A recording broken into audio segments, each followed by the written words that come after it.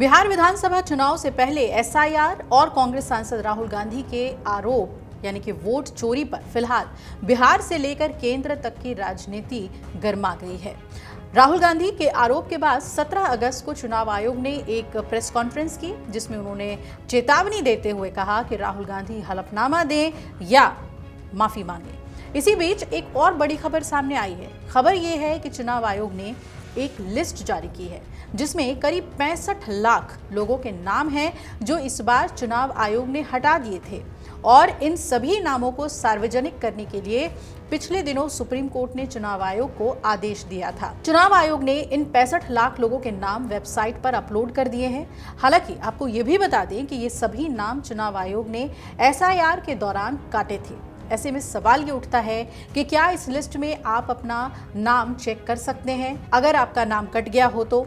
लेकिन इससे पहले ये जान लीजिए कि सुप्रीम कोर्ट ने चुनाव आयोग से क्या कहा था। दरअसल विपक्षी सांसदों के बवाल और याचिका पर सुप्रीम कोर्ट में सुनवाई हुई थी। सुनवाई के दौरान कोर्ट ने जो आदेश चुनाव आयोग को दिए थे, उसी का पालन 17 अगस्त यानी कि रविवार को चुनाव आयोग ने किया।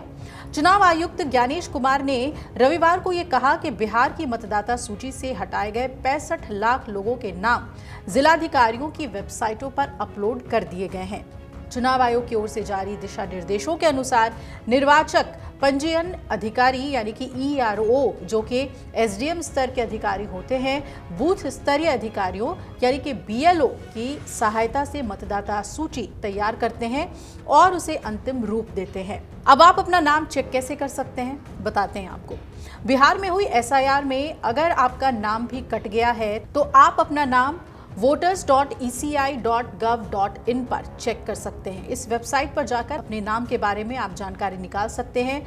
जिले और विधानसभा को सिलेक्ट करके आप अपने साथ अपने आसपास के लोगों के नाम भी चेक कर सकते हैं। सुप्रीम कोर्ट के आदेश के बाद ये नाम अपलोड हुए हैं। पिछले हफ्ते बिहार में मतदाता सूची के एसआईआर के खिलाफ याचिकाओं पर सुनवाई करते हुए सुप्रीम कोर्ट ने चुनाव आयोग को यह आदेश दिया था, और इसमें कहा गया था कि पारदर्शिता बढ़ाने के लिए हटाए गए नामों को आप सार्वजनिक करें। सुप्रीम कोर्ट ने याचिकाओं पर सुनवाई करते हुए चुनाव आयोग को 56 घंटे का समय दिया था, और इस समय में भी सभी हटाए गए नामों को वेबसाइट पर अपलोड करना था। चुनाव आयोग ने कोर्ट के आदेश से सभी काटे गए यानी कि हटाए गए नामों को जिलों की वेबसाइट पर अपलोड कर दिया है। अभी भी नाम जुड़वाने का समय है, ये चुनाव आयोग ने कल कहा था। प्रेस कॉन्फ्रेंस के दौरान चुनाव आयुक्त ने यह कहा था कि वोटर लिस्ट पब्लिश होने से पहले आम जनता और लोगों की आपत्तियां दर्ज कराने के लिए 1 महीने का समय दिया गया है। अभी भी 15 दिन का समय बाकी है। जिन लोगों के नाम ड्राफ्ट सूची में नहीं हैं, वो लोग आधार कार्ड के जरिए अपना नाम सूची में जुड़वा सकते हैं।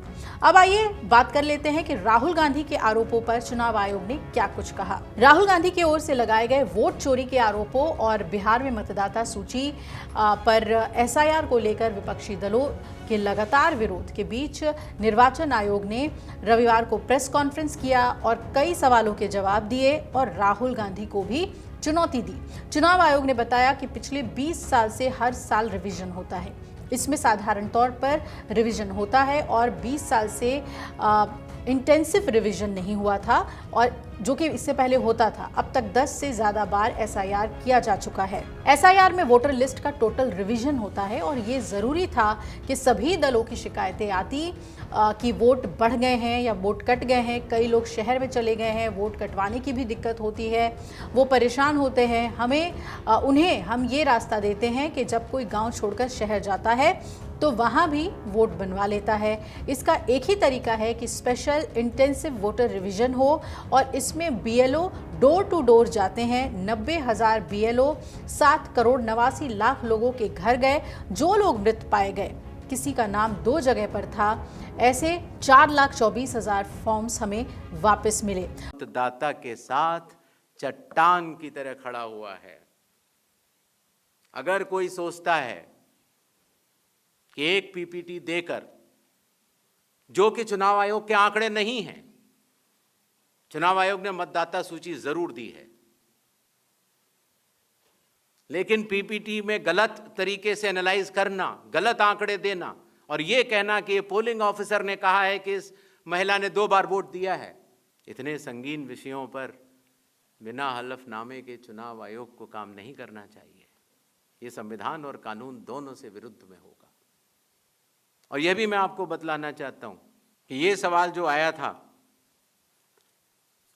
ट्रस्ट, मैंने आपको पहले भी कहा था कि जहां तक मतदाताओं की बात है,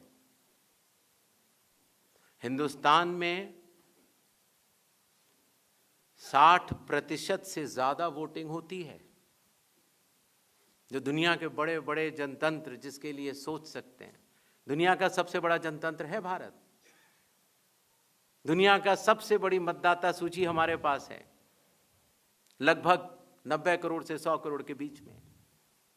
सबसे बड़ी मतदाता सूची, सबसे बड़े चुनाव कर्मियों की फौज, सबसे ज्यादा मतदान करने वाले लोगों की संख्या, और इन सब के समक्ष, सारे मीडिया के समक्ष ये कहना कि अगर मतदाता सूची में आपका नाम एक बार और है तो आपने 2 बार मतदान किया होगा और कानूनी अपराध किया होगा, और मेरे सारे मतदाताओं को अपराधी बनाना और चुनाव आयोग शांत रहे, संभव नहीं।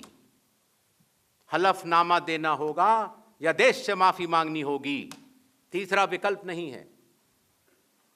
आपके माध्यम से मैं ये भी कहना चाहता हूं, अगर 7 दिन में हलफनामा नहीं मिला तो इसका अर्थ ये सारे आरोप निराधार हैं, और हमारे मतदाताओं को ये कहना कि वो फर्जी हैं, इसके ऊपर जो भी इस बात को बोल रहा है उसको माफी मांगनी चाहिए। तो अब चुनाव आयोग ने चाहे अपने तथ्य सामने रखे हों, लेकिन तेजस्वी यादव से लेकर राहुल गांधी लगातार एसआईआर पर सवाल उठा रहे हैं, और वोट चोरी की बात तो राहुल गांधी कह ही रहे हैं। राहुल गांधी ने भी एक कॉन्फ्रेंस की थी जिसमें उन्होंने सार्वजनिक किया था कि कैसे महाराष्ट्र चुनाव में धांधली हुई और बीजेपी जीती।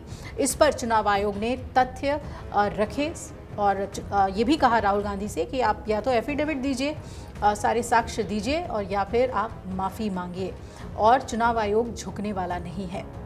अगर आप ये वीडियो YouTube पर देख रहे हैं तो हमारे चैनल को सब्सक्राइब कर बेल आइकन दबाएं, और Facebook पर देख रहे हैं तो हमारे पेज को लाइक करें।